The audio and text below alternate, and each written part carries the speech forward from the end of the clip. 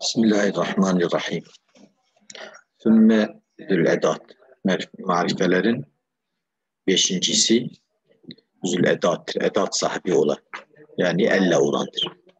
Zaten edat nedir? Vehiye el. Edat eldir. Zül-edat başında isim olan eldir. Başında isim, evet, başında el olan isim. Bu zül-edattır. Edat sahibidir. Edatın kendisi de eldir. İnde halil ve sibohi. Halil ve sibohi'nin yanında edat nedir? Eldir. Yani hem le ikisidir. Yani. Le lam vahda. Sadece lam değildir. Hilafen lehfeş. Ehfeşe hilafen. Yani ehfeş ne demiş?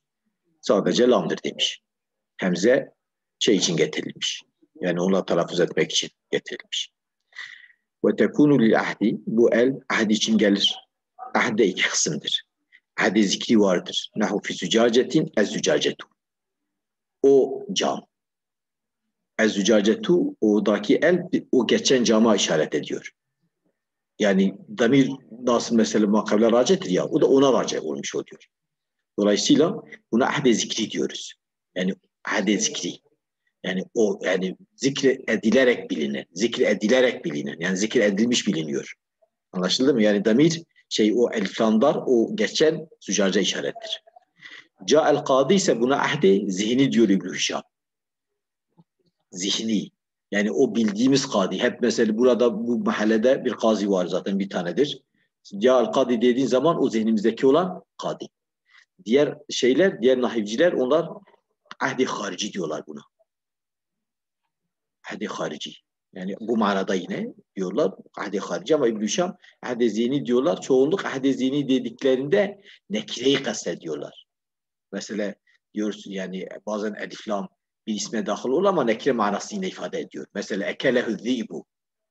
Hazreti Yusuf'u kurt yedi. Bir kurt. Bak ne nekiredir. Ona aslında çoğuluk ona ahdi zihni diyorlar. Buna ahdi harici diyorlar. İbn-i Hişam buna diyorlar. Buna ahdi zihni diyor. Ama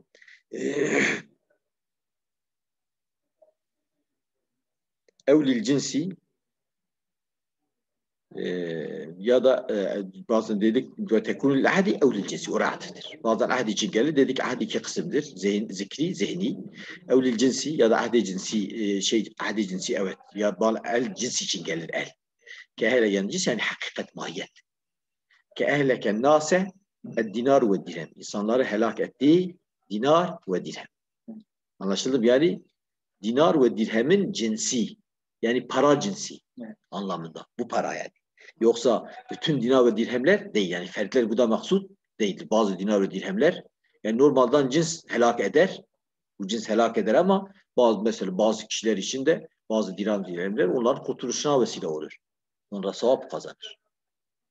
Ve cealna minel ma'i kulle şeyin hayy. Sudan yarattık. Her diri olan şey. Her diri şey, yani diri olan şeyi sudan yarattık. Yani tüm sulardan demiyor.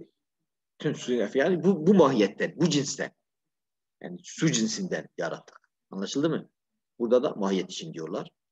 Evli istigraki efradi bazen cinsin fertlerini kapsama için.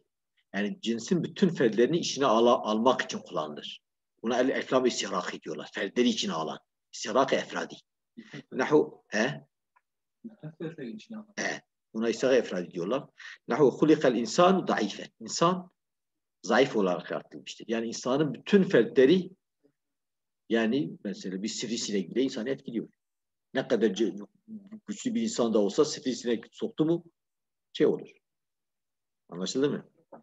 Yani burada bak mesela diyorlar istigaki efradi nasıl anlarız? Eflamların yerine külü getirdiğimizde eğer hakikat manası üzerine mana sahih ise o istigaki efradidir. O sıfatihi Zeydün er-raculu. Zeyd bütün adamlar yani bütün adamların iyi şeylerini içine almıştır. Bunu durduralım nereye? Melal Halim'dir. Bunu durdur. Alo. Alo.